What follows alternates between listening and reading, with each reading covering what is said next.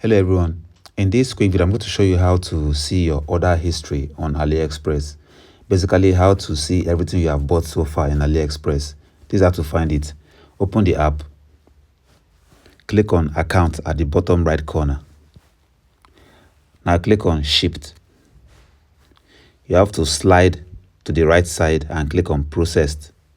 Here you're going to see all the things you have bought so far in AliExpress.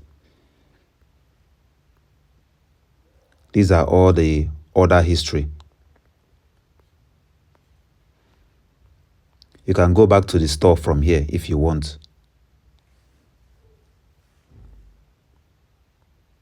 So this is how you find out your order history in AliExpress. That's all for this video. See you guys in the next one.